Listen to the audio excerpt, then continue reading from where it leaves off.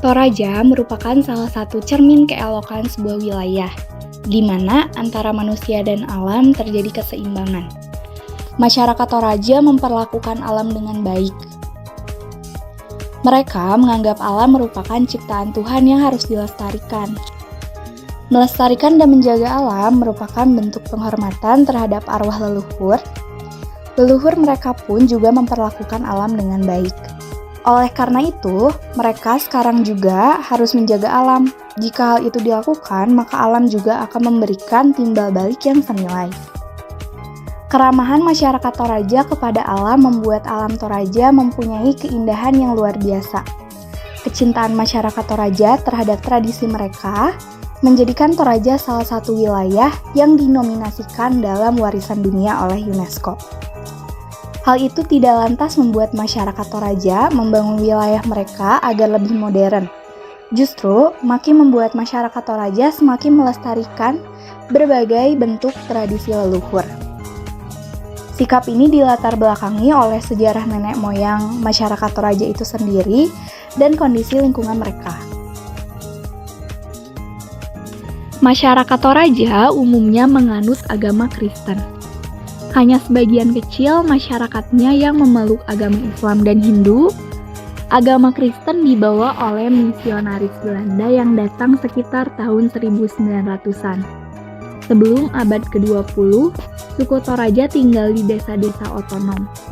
Mereka masih menganut animisme dan belum tersentuh dunia luar.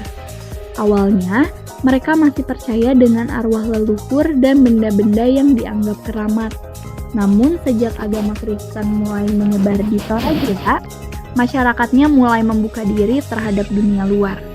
Meskipun banyak masyarakat yang memeluk agama Kristen, sebagian besar masih menjalankan kepercayaan terhadap agama leluhur yang disebut Aluk Todolo.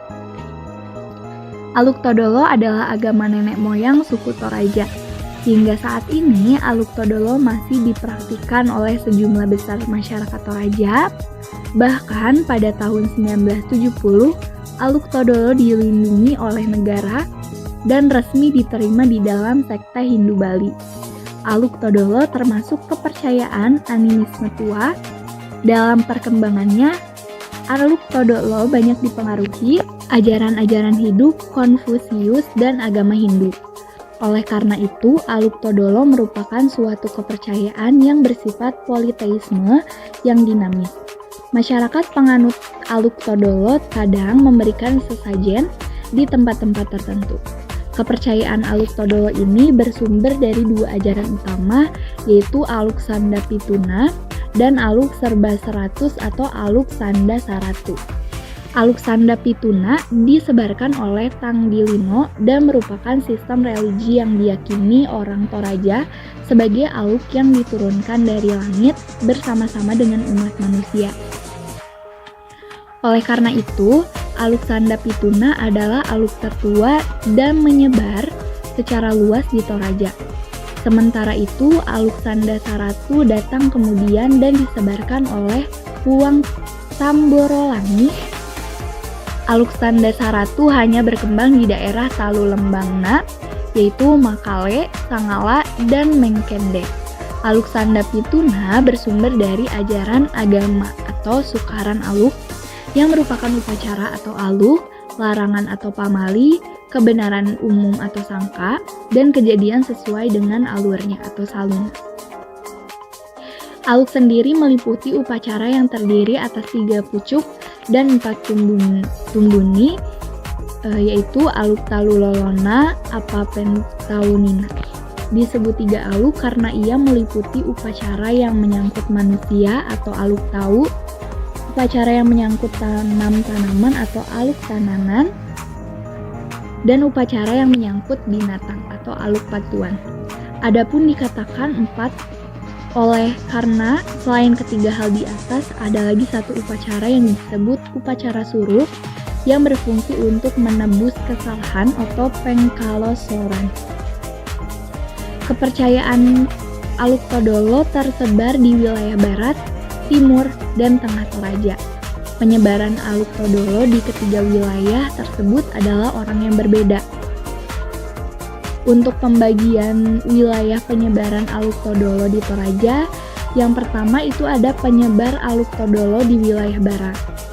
Tokoh penting penyebar Aluk Todolo di wilayah barat Toraja bernama Pongka Padang dan Buraket Tatiu. Mereka menyebarkan Aluk Todolo ke daerah Bonggakaradeng, sebagian Salu Putih, Timbuang hingga Pitu Uluna, Salu Karua Bana, Minangga. Cara yang digunakan adalah dengan memperkenalkan kepada masyarakat setempat suatu peranata sosial yang tidak mengenal strata. Yang kedua yaitu penyebar Aluk Todolo di wilayah timur. Tokoh penting penyebar Aluk Todolo di wilayah timur Toraja bernama Pasontik dan Burake Tambolang. Mereka menyebarkan Aluk Todolo ke daerah Pitung Pananaian, Rantebua, Tangdu, Nantebala, Takbi, Takbang, Maindo, sampai ke Luwu Selatan dan Utara. Mereka mengajarkan peranata sosial yang menyusun tata kehidupan masyarakat dalam 3 strata sosial. Selanjutnya, penyebar Aluk Todolo di wilayah tengah. Tokoh penting penyebar Aluk Todolo di wilayah tengah Toraja bernama Tangdilino dan Burake. Masyarakat Toraja pemeluk agama Kristen, Islam dan Hindu serta penganut Aluk Todolo hidup berdampingan secara rukun setelah semakin terbuka kepada dunia luar pada tahun 1970-an. Kabupaten Tanah Toraja menjadi lambang pariwisata Indonesia. Tanah Toraja dimanfaatkan oleh pengemban pariwisata. Masyarakat Toraja sejak tahun 1990-an mengalami transformasi budaya dari masyarakat berkepercayaan tradisional dan agraris menjadi masyarakat yang mayoritas beragama Kristen dan mengandalkan sektor pariwisata yang terus meningkat dari tahun ke tahun. Masyarakat Toraja memandang kematian sebagai perpindahan seseorang dari dunia ke tempat yang lebih baik. Untuk mencapai tujuan tersebut, mayat harus diperlakukan dengan baik oleh keluarga yang ditinggalkan. Salah satu cara agar mayat dapat mencapai tempat penghormatan adalah melalui upacara Rambu Solo. Rambu Solo adalah upacara adat kematian masyarakat Tanah Toraja yang bertujuan untuk menghormati dan mengantarkan arwah orang yang meninggal dunia menuju alam roh. Alam roh yang dimaksud di sini adalah kembali kepada keabadian bersama para leluhur mereka di sebuah tempat peristirahatan. Tempat peristirahatan itu disebut dengan puya. Dalam masyarakat Toraja, upacara pemakaman merupakan ritual yang paling penting dan berbiaya mahal. Upacara Rambu Solo memiliki tingkatan yang mengacu pada strata sosial orang yang meninggal. Yang pertama ada di Pasang Bongi, yaitu upacara pemakaman yang dilakukan 1 malam. Yang kedua ada di Patalungbong, upacara yang dilakukan selama 3 malam. Yang ketiga ada di Palimang Bongi, upacara yang dilakukan selama 5 malam. Selanjutnya ada di Papitung Bongi, dilakukan selama 7 malam. Dan yang terakhir itu upacara tertinggi, biasanya dilaksanakan 2 kali dengan rentang waktu sekurang-kurangnya setahun. Kegiatan yang dilakukan pada saat Rambu Solo yaitu yang pertama ada Mapasilaga Tedong atau aduk kerbau. Upacara ini hanya ada di Toraja, merupakan rangkaian upacara Rambu Solo yang harus ada. Selanjutnya, yang kedua yaitu Matinggoro Tedong, yaitu kelanjutan upacara Mapasilaga Tedong, yaitu prosesi pemotongan kerbau ala Toraja atau disebut Matinggoro Tedong. Upacara ini dilakukan dengan menebas kerbau bule sampai kepalanya putus dengan hanya sekali tebas atau disebut tedong bonga. Selanjutnya yang ketiga yaitu kegiatan menari. Kegiatan lain yang juga ada dalam kegiatan Rambu Solo adalah menari. Tari memang tidak dapat dilepaskan dari upacara adat Toraja. Tari-tarian yang dilakukan adalah tari yang berkaitan dengan upacara Rambu Solo. Upacara Rambu Tuka. Upacara adat yang dilakukan masyarakat Toraja selain Rambu Solo adalah Rambu Tuka. Upacara Rambu Tuka merupakan kebalikan upacara Rambu Solo. Jika upacara Rambu Solo untuk duka cita, maka upacara Rambu Tuka adalah sukacita. Kemeriahan upacara Rambu Tuka tidak kalah dengan Rambu Solo. Upacara sukacita yang dilakukan masyarakat Toraja biasanya berhubungan dengan acara syukuran, misalnya acara pernikahan, syukuran panen atau peresmian rumah adat atau tongkonan yang baru atau yang selesai direnovasi. Upacara adat Rambu Tuka merupakan salah satu cara untuk mempererat persaudaraan masyarakat Toraja. Upacara ini menghadirkan semua rumpun keluarga.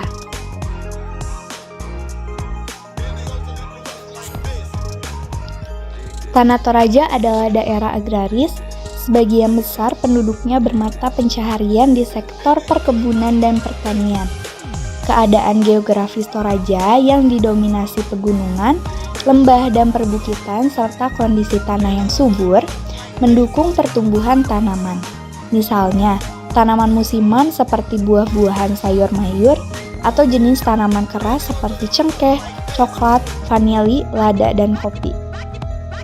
Namun, bukan berarti seluruh masyarakat Toraja bekerja di sektor pertanian dan perkebunan. Ada juga masyarakat Toraja yang menjadi pegawai, pemerintahan, guru maupun bekerja di sektor industri yang tersebar di Indonesia. Sebelum masa Orde Baru, perekonomian masyarakat Toraja bergantung pada pertanian dengan produk utama singkong dan jagung. Selain itu, masyarakat Toraja juga berternak kerbau, babi, dan ayam untuk kebutuhan berkurban saat upacara adat dan bahan pangan. Sejak Orde Baru tahun 1965, masyarakat Toraja, khususnya generasi muda, banyak yang pindah untuk bekerja di perusahaan asing.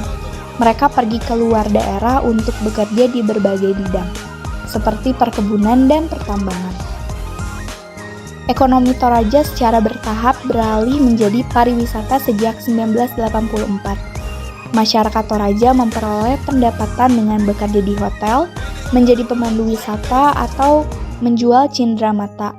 Hal itu bertahan sampai saat ini, bahkan pariwisata di Toraja terus berkembang hingga sekarang. Masyarakat Toraja mengenal adanya kelas sosial.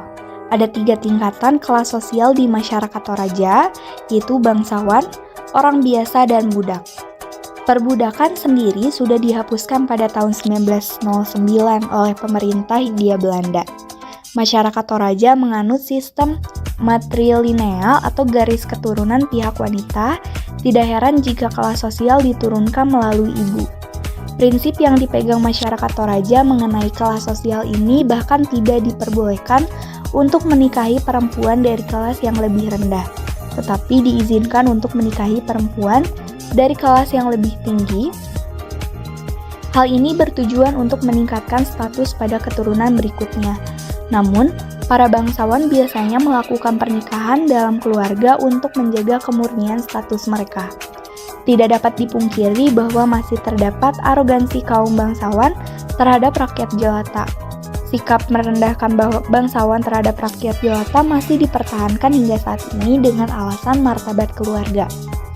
Kaum bangsawan dipercaya sebagai keturunan surga sehingga mereka tinggal di tongkonan. Adapun rakyat jelata tinggal di rumah yang lebih sederhana yang disebut banua. Budak tinggal di gubuk kecil yang dibangun di dekat tongkonan milik tuan mereka. Budak bisa membeli kebebasan mereka, tetapi anak-anak mereka tetap mewarisi status budak.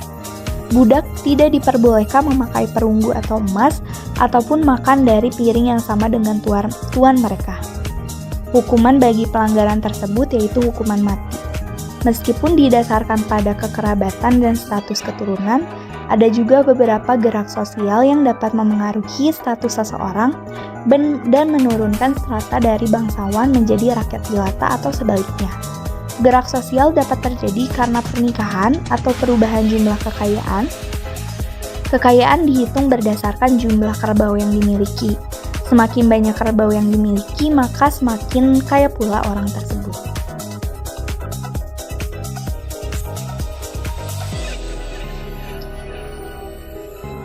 Kesenian merupakan salah satu hal yang tidak dapat dilepaskan dari kehidupan masyarakat Toraja. Kesenian merupakan bagian dari kebudayaan masyarakat Toraja. Unsur kesenian selalu ada dalam setiap kegiatan masyarakat Toraja, baik saat suka maupun saat duka. Unsur seni di Toraja meliputi tarian, musik, dan suara atau lagu.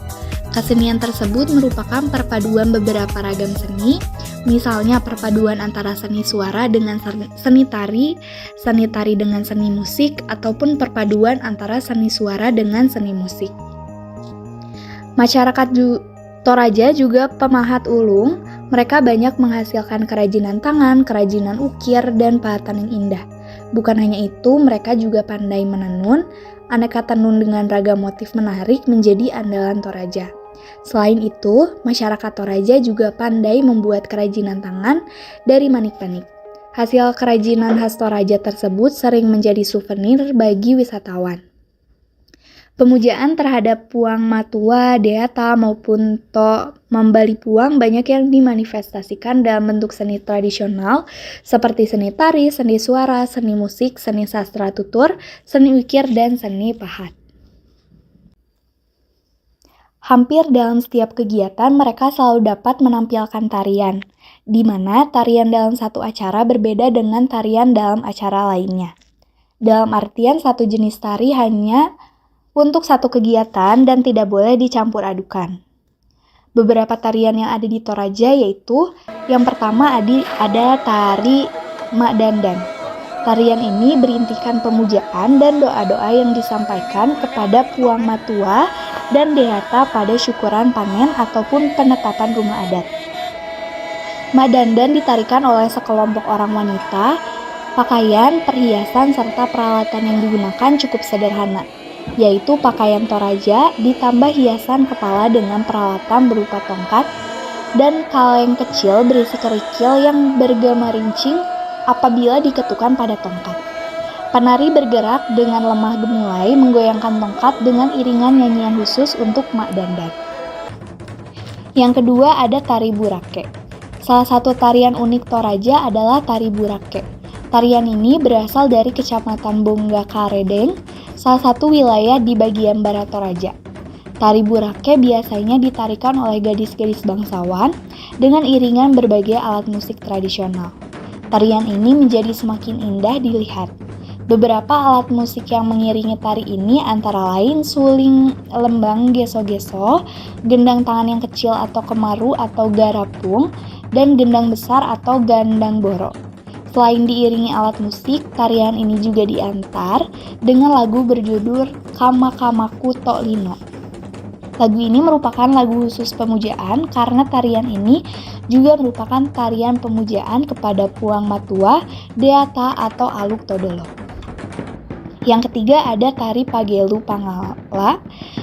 Pagelu Pangala adalah salah satu tarian tradisional Tanah Toraja yang dipentaskan pada acara Pesta Rambut Tuka. Tarian ini juga ditampilkan untuk menyambut para patriot atau pahlawan yang kembali dari medan perang membawa kemenangan. Tarian ini tabu untuk dipentaskan pada acara Rambu Solo. Yang keempat ada tari Mak Badong. Tari Mak Badong hanya dipentaskan pada acara Rambu Solo. Saat membawakan tarian ini, kaki penari bergerak silih berganti. Penari bergerak sambil melantunkan lagu atau kadong badong yang syairnya berisi riwayat manusia mulai lahir hingga meninggal dunia. Syairnya juga berisi doa agar arwah jenazah yang diupacarakan diterima di negeri arwah atau puya. Penari membuat lingkaran dengan saling mengaitkan jari-jari kelingking. Penari bisa pria, bisa wanita, bisa setengah baya, ataupun tua. Biasanya penari berpakaian serba hitam, namun terkadang berpakaian bebas karena tarian ini terbuka untuk umum. Tarian Mak Badong biasanya berlangsung berjam-jam hingga semalam suntuk. Tarian ini hanya boleh dibawakan pada upacara pemakaman yang lamanya 3 hari atau 3 malam ke atas. Dengan kata lain, tarian ini khusus untuk upacara pemakaman kaum bangsawan. Yang kelima ada tari Dau Bulan. Meski masyarakat Toraja masih menganut tradisi yang kuat, namun mereka tetap terbuka terhadap perubahan. Hal itu ditandai dengan adanya tari kreasi baru. Tari Dau Bulan merupakan salah satu contoh tari kreasi baru. Tari ini diciptakan oleh keluarga Tonglo dari kecamatan Bonggakaradeng. Alat musik pengiringnya pada zaman dahulu merupakan lesung panjang, namun pada saat ini telah diganti dengan gendang. Lagu pengiring tarian ini berjudul Dau Bulan Dak Maru Malun Len. Lagu tersebut bermakna permohonan kepada Sang Pencipta agar berkatnya senantiasa dilimpahkan pada umat manusia. Sama seperti terangnya bulan yang senantiasa bersinar. Tarian ini ditampilkan sebagai tarian pengucapan syukur kepada Puang Matua atas berkatnya, terutama atas keberhasilan panen. Yang keenam ada tari Manganda. Tarian Manganda adalah tarian pemujaan yang dipentaskan pada upacara merok atau mak bua. Berbeda dengan tari mak dandan yang para penarinya wanita, tari Manganda justru dipentaskan oleh kaum pria. Penari menggunakan tanduk kerbau dan uang-uang logam kuno sebagai hiasan kepala. Selain itu, penari memakai kain mawa tua yang terjumpai ke belakang. Para penari juga menggunakan lonceng atau bel kecil yang selalu dideringkan saat menari. Bunyinya sangat merdu dan ritmik. Gerakan tarinya sering dibarengi lengking tarian yang mengejutkan penonton. Yang ketujuh ada tari Makatia. Tari Makatia merupakan tarian duka untuk menyambut keluarga dan kerabat yang menghadapi upacara pemakaman bangsawan. Penari berseragam pakaian adat Toraja dengan memakai dengan gerak dimulai diiringi lantunan lagu duka sebagai pernyataan turut berbagi duka. Tarian ini dapat menghibur keluarga yang berduka. Tarian ini dimainkan saat rombongan keluarga atau kerabat tertentu memasuki arena penerimaan tamu atau lantang salam pulang. Selanjutnya tarian ada tari Manimbong, tari Pak Bondesan, tari Memana, tari Pak Randing, tari Pak Pangan, dan tari Bonebala atau Ondo Samaleke. Selanjutnya ada alat musik masyarakat Toraja. Tarian itu tidak dapat dipisahkan dari musik. Musik menjadi pengiring sebuah tarian dan nyanyian. Musik yang digunakan dalam pengiring tarian masyarakat Toraja pada dasarnya sangat sederhana, namun harmonisasi yang diciptakan membuat alat musik sederhana menjadi musik yang sangat indah didengarkan.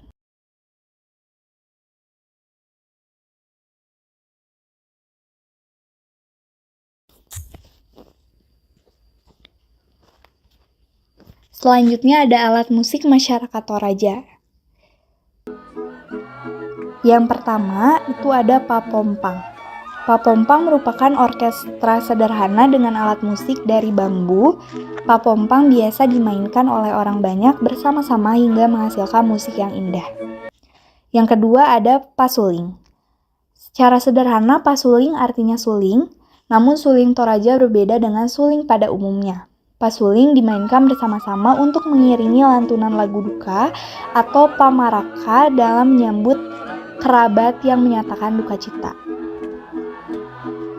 Pasuling dapat dimainkan di luar acara kedukaan, misalnya untuk menghibur diri dan keluarga di pedesaan saat menunggu padi menguning.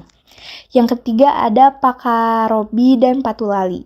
Masyarakat Toraja terkenal dengan kreativitasnya menciptakan musik. Hanya dengan benda seadanya mereka dapat menciptakan musik yang indah. Salah satunya itu pakarobi. Pakarobi yaitu alat kecil dengan benang halus diletakkan pada bibir. Benang atau bibir disentak-sentakkan sehingga menimbulkan bunyi berirama halus yang mengasyikkan. Patulali juga tidak kalah sederhananya dari pakarobi. Patulali adalah bambu kecil halus yang dimainkan sehingga menghasilkan bunyi-bunyian yang indah. Yang keempat ada pageso-geso, merupakan jenis alat musik gesek terbuat dari kayu dan tempurung kelapa yang diberi dawai. Selanjutnya yang kelima ada papele atau pak barung. Pak barung merupakan alat musik khusus pada upacara penahbisan rumah adat atau tongkonan seperti mak bua, merok, dan mangara.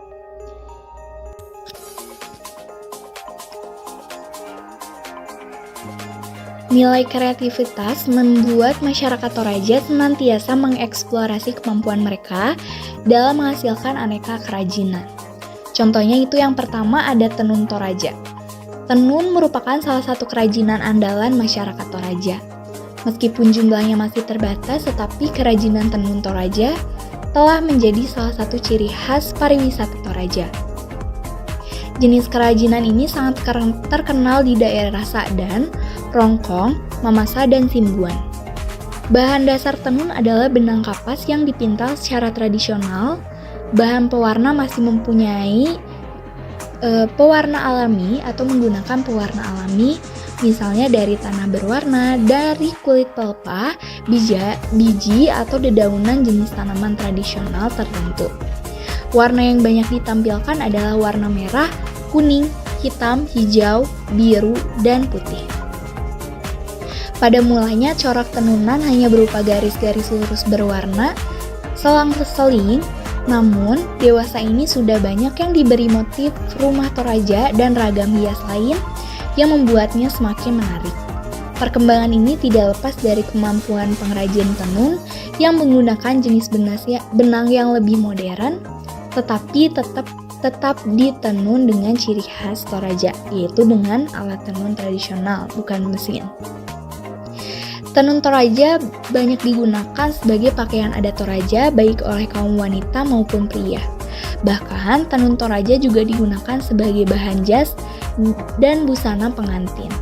Busana jenis ini banyak dijumpai pada acara rambut tuka atau festival tertentu. Yang kedua ada rangkaian manik-manik Toraja. Merangkai manik-manik juga ditekuni masyarakat Toraja.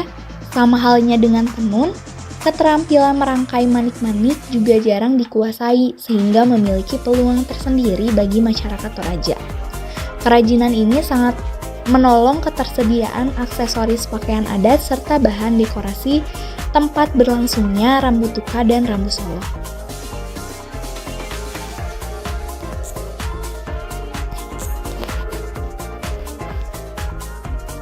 Pada dasarnya, setiap daerah penghasil ukiran di Indonesia memiliki ciri khas atau corak masing-masing. Seni ukir Toraja juga memiliki ciri khas. Salah satu ukiran khas Toraja adalah ukiran pada tongkonan. Ukiran-ukiran tersebut sangat kental dengan tradisi Toraja sehari-hari. Dengan kata lain, ukiran Toraja menggambarkan kehidupan masyarakat Toraja. Tidak heran jika ukiran Toraja sangat khas dan tidak ada di daerah lain. Bahasa Toraja hanya diucapkan dan tidak memiliki sistem tulisan. Untuk menunjukkan konsep keagamaan dan sosial, suku Toraja membuat ukiran kayu dan menyebutnya pasura atau tulisan.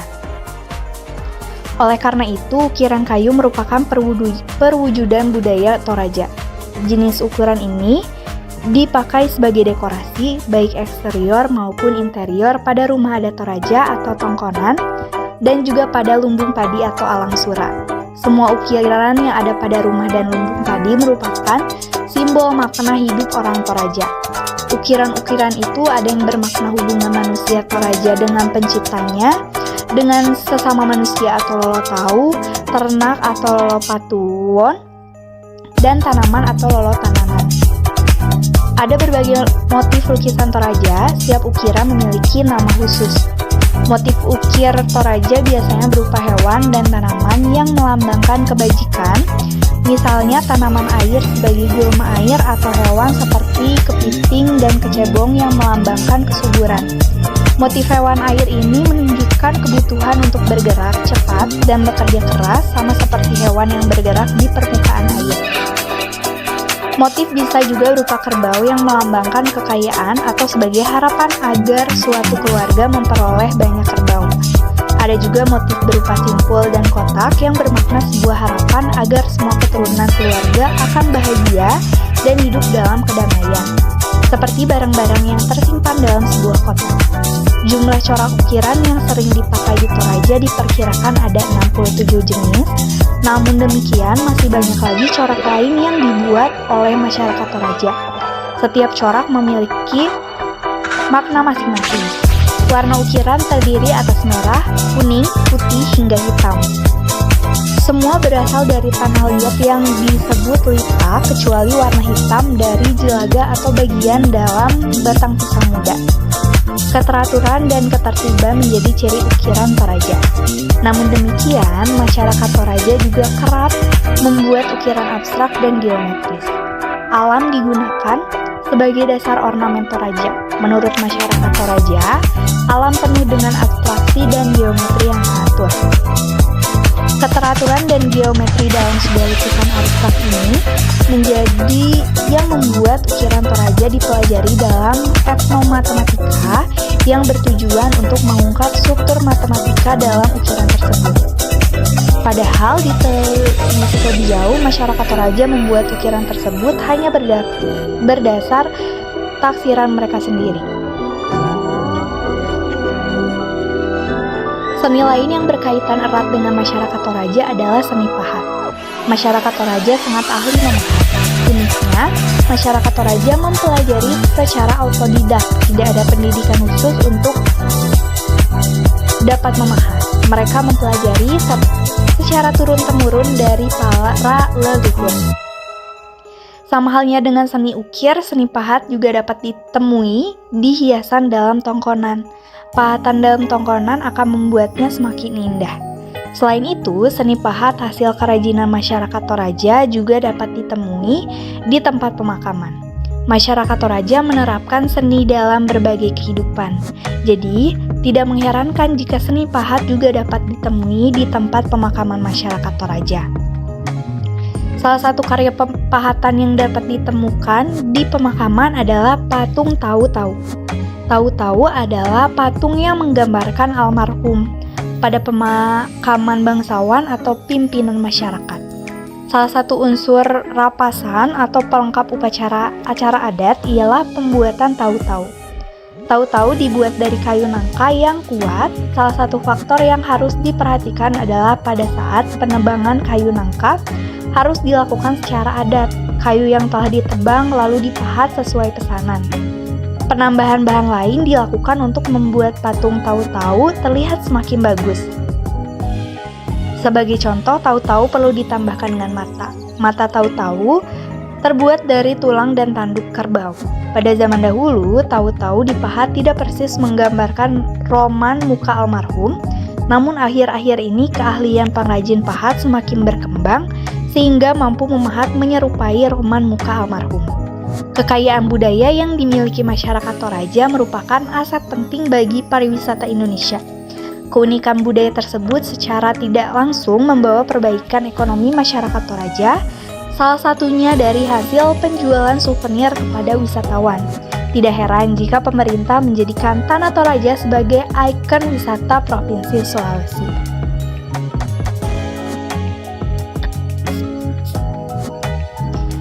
Bahasa Toraja adalah bahasa yang dominan di Tanah Toraja, dengan Sa dan Toraja sebagai dialek bahasa yang utama. Bahasa Indonesia sebagai bahasa nasional adalah bahasa resmi dan digunakan oleh masyarakat.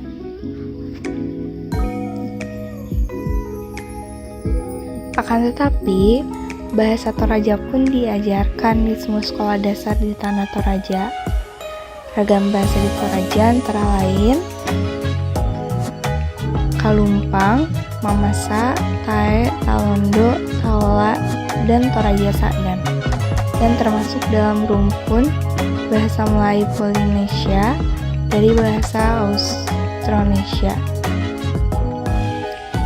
Pada mulanya, sifat geografis Tanah Toraja yang terisolasi membentuk banyak dialek dalam bahasa Toraja itu sendiri. Setelah adanya pemerintah resmi di Tanah Toraja, beberapa dialek Toraja menjadi berpengaruh oleh bahasa lain melalui proses transmigrasi yang diperkenalkan sejak masa penjajahan. Hal itu adalah penyebab utama dari keragaman dalam bahasa Toraja. 11 ciri yang menonjol dalam bahasa Toraja adalah gagasan tentang duka cita kematian. Acara kematian di Toraja telah membuat bahasa mereka dapat mengekspresikan perasaan duka cita dan proses berkabung dalam beberapa tingkatan yang rumit. Bahasa Toraja mempunyai banyak istilah untuk menunjukkan kesedihan, kerinduan, depresi, dan tekanan mental. Di Tanah Toraja terdapat beberapa kesenian yang dapat memberikan suatu pengetahuan secara tak langsung tentang adat dan istiadat, serta pengetahuan tentang sejarah Tanah Toraja. Di antaranya kesenian upacara Rambu Tuka maupun Rambu Solo yang sudah dijelaskan di awal tadi. Itu merupakan penjelasan mengenai sistem pengetahuan dari masyarakat Toraja. Selanjutnya, ada sistem teknologi, perubahan teknologi pertanian. Pembahasan tentang teknologi pertanian dibatasi pada teknik budidaya atau prapanen dan pasca panen yang dilakukan oleh masyarakat tani di lokasi penelitian. Hasil survei membuktikan bahwa pada era desentralisasi sekarang telah terjadi perubahan komponen teknologi pertanian di Tanah Toraja. Komponen tersebut meliputi pengelolaan tanah, jenis benih, penanaman, pemeliharaan, pemanenan, pengangkutan, pengeringan, penyimpanan, dan pengolahan.